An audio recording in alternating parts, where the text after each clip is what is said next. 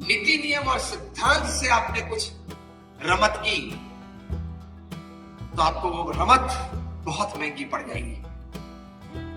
Nobody is above ethics। मैं कई बार एक दृष्टांत देता हूं कि अब आप इलेक्ट्रिक इंजीनियर बने, जीबी में आपने जॉब शुरू की, जूनियर इंजीनियर बने, फिर सीनियर इंजीनियर बने, फिर एग्जीक्यूटिव इंजीनियर बने, फिर बोर्ड मेंबर बने। After your 30-35 years of practice, और फाइन संडे मॉर्निंग आप बैठे हो घर पे, चाय का एक कप आपके हाथ में, न्यूज़पेपर है, और ऐसे ही आप बैठे हो रिलैक्स मूड पे। आप जीबी के चेयरमैन हो, पूरे राज्य में इलेक्ट्रिसिटी का डिस्ट्रीब्यूशन आपकी सत्ता से होता है। आपके सामने प्लग है और अगर आप कैफ में आ जाए और बोले कि देख ये जीबी के चेयरमैन की उंगली है, ओके, और मैं प्लग में डालता हूं, ध्यान रखना तेरा डिस्ट्रीब्यूशन मेरे हाथ में। ये बोल के भी अगर जीबी का चेयरमैन प्लग में उंगली डालता है तो चिपक जाता है, मर जाता है। Even if you are the chairman of the Gujarat Electricity Board, you don't have the right to put your finger inside the plug। क्यों? इलेक्ट्रिसिटी है वो आपके पद, आपकी प्रतिष्ठा और आपकी पोस्ट को नहीं पहचानती, सिर्फ हार्ड मास को पहचानती है। उसी तरह एथिकल वैल्यूज, जीवन में जो नीति नियम और सिद्धांत है, वो आपके पद, प्रतिष्ठा और पोस्ट को नहीं पहचानती, वो सिर्फ हार्ड मास को पहचानती है। Electricity and ethics, they only know human flesh and blood, nothing else। तो ये हमेशा घर कर लेना।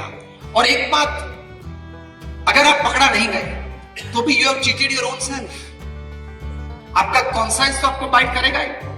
अंग्रेजी में एक कहावत है कि no conscience, no pillow is as soft as a clear conscience. जब आप रात को सोने जाते हो, बेडरूम में जाते हो, लेट जाते हो, तो जो सॉफ्टेस्ट पिलो है गहरी नींद के लिए, वो क्या है?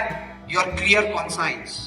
आपका अगर हृदय पवित्र है कि मैंने किसी का गलत नहीं किया, किसी का झूठा लिया नहीं, किसी को कोई दगा नहीं दिया, तो that is your most clear conscience and you enjoy a beautiful life.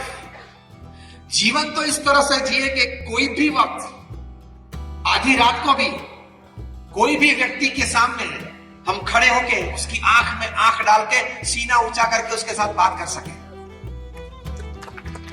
ऐसा जीवन अगर आप जिए तो उसकी कीमत है, और उसकी कीमत होती है when you are ethically right, when you have very clear, high and a pious thought, तो उससे आपकी एक पर्सनैलिटी अगर अलग बनती है, आपका कैरेक्टर वो भी एक अलग बनता है। आपकी पर्सनैलिटी, आपके कैरेक्टर, उसके लिए आपको कोई क्लासेस या ट्यूशन करने की जरूरत नहीं पड़ेगी।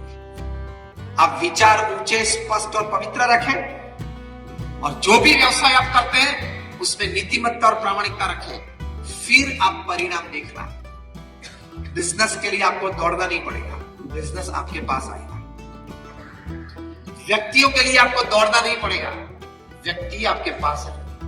प्रमुख स्वामी महाराज कभी दौड़े नहीं व्यक्तियों के लिए, वे सिर्फ 5 कक्षा पास थे, लेकिन इस जीवन भावना से जीते थे, सबका भला हो, अन्यों के उत्कर्ष में हमारा उत्कर्ष वे कहा करते थे, अन्य के सुख में हमारा सुख वे कहा करते थे। और उसी प्रकार से वे जीवन जिए। तो हम 1200 संत उनके पास आए और उनके हाथों से दीक्षा ली। हम जो 1200 संत हैं उसमें 750 से भी ज्यादा संत graduates, post graduates, chartered accountants, doctors और इंजीनियर्स हैं। और उनमें से हमारे 150 से भी ज्यादा संत बॉर्न अमेरिकन और ब्रिटिश सिटीजन हैं। उनमें से हमारे 50 से भी ज्यादा संत इंस्टीट्यूट्स में पढ़े हैं, Stanford, Harvard, Carnegie Mellon, Yale, Kellogg, Cambridge, ऐसी यूनिवर्सिटीज में। कहीं हमारे संत हैं वो 22-25 साल की उम्र में $1.5 लाख, $2 लाख की तनख्वाह छोड़ के आए। ये तो मैंने आपको इसलिए बताया कि आपको ये न लगे कि कुछ जमा नहीं होगा संसार में, इसलिए यहां चल पड़े। कुछ जमा नहीं होगा, कुछ ठीक नहीं लगा होगा, कुछ जॉब नहीं मिलती होगी, तो सोच लिया कि चलो ये भगवे कपड़े पहन ले, संन्यास ले ले, तो कुछ 2 दिन में कुछ रोटी पड़ी मिल जाएगी। ऐसा नहीं। और हम लोग जो ये बात करते हैं, जो हमारी पूरी संस्था के संचालन में हम सब संत जुड़े हुए हैं, हमारी हॉस्पिटल्स, हॉस्टल, स्कूल्स और कॉलेजेस हम चलाते हैं। So we know what is management, we know what is administration, we know what is HR, we know what is system. वो भी काम करते हैं और ये भी काम करते हैं। पूरा दिन वो काम करते हैं और शाम को ये प्रेरणा देने की काम करते हैं। दोनों अगर की बात है। मैं ये बात करता था कि आपके विचार ऊंचे, स्पष्ट और पवित्र रखेंगे और आपके कार्यवाही में आप नीतिमत्ता और प्रामाणिकता रखेंगे। Resources have to come to you, people have to come to you, money has to come to you. You become a natural object of attraction. आपकी पर्सनैलिटी, आपका कैरेक्टर कोई और कक्षा पे पहुंच जाएगा। गांधी जी को संकल्प था कि निस्वार्थ भाव से भारत को स्वतंत्रता देनी, और उनका भाव निस्वार्थ था। किस बात से प्रूव हुआ कि स्वतंत्रता के बाद उन्होंने प्राइम मिनिस्टर की पदवी नहीं ली। अगर वे चाहते तो बैठ सकते, सब सहमत थे, लेकिन नहीं ली उससे। ये बात आज हम कह सकते हैं कि उनकी भावनाएं निस्वार्थ थी। तो ये विचार से, ये प्रवृत्ति से, नीतिमत्ता से काम करते थे। उनकी पर्सनैलिटी कैसी थी? सरदार वल्लभ भाई पटेल ये नीतिमत्ता और विचार से काम करते थे, तो उनकी पर्सनैलिटी और कैरेक्टर क्या थे? इंग्लैंड के प्रधानमंत्री दूसरे विश्व युद्ध में थे, विंस्टन चर्चिल। उनको बोलते हैं वॉर टाइम प्राइम मिनिस्टर। और एक घटना ऐसी बनी थी कि हिटलर ने जर्मनी से 300 वॉर प्लेन भेज दिए थे लंदन पे, और पूरे लंदन पे कारपेट बॉम्बिंग किया था। कारपेट बॉम्बिंग मतलब यहां एक बॉम्ब गिरा, उसकी इफेक्ट जहां तक हो उसके पहले दूसरा बॉम्ब गिरता है। अभी तो हजार के 10 डाले हैं। तो उस वक्त विंस्टन चर्चिल, जब पूरे इंग्लैंड की प्रजा बैठ गई थी नामोश, एक डर में, तब उन्होंने वी फॉर विक्ट्री सिंबल दिया था, सबको प्रेरणाएं दी थी और पूरे समाज को अपने साथ चलाया था, उठाया था। वी फॉर विक्ट्री आज हम वो क्रिकेट मैचेस में वगैरह में भी यूज करते हैं।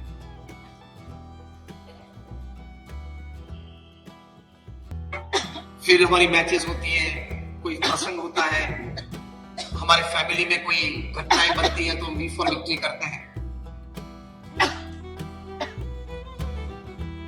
तो विंस्टन चर्चिल ने ये सिंबल दिया था। वे बोलते थे कि I am not afraid of Hitler, but I am afraid of that half naked फकीर ऑफ इंडिया, गांधी जी। जब आईसीएस ऑफिसर्स की कॉन्वोकेशन में जाते थे, इंडियन सिविल सर्विसेज, आज उनका नाम है आईएएस।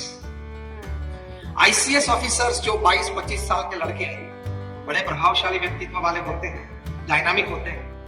उनके कॉन्वोकेशन डे में जब विंस्टन चर्चिल जाते थे, तब उनको बोलते थे कि अब आप भारत जाएंगे, बड़े बड़े प्रोविंस के गवर्नर आप बनोगे, बड़ी सत्ता आपकी रहेगी, कहीं बड़े काम आप करेंगे, लेकिन एक काम मत करना। तो ये बोलते थे, कौन सा काम हमें नहीं करना है?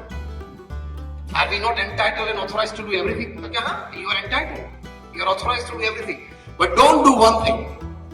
वे बोलते थे क्या? तब विंस्टन चर्चिल बोलते थे, don't talk to Gandhi and Sardar.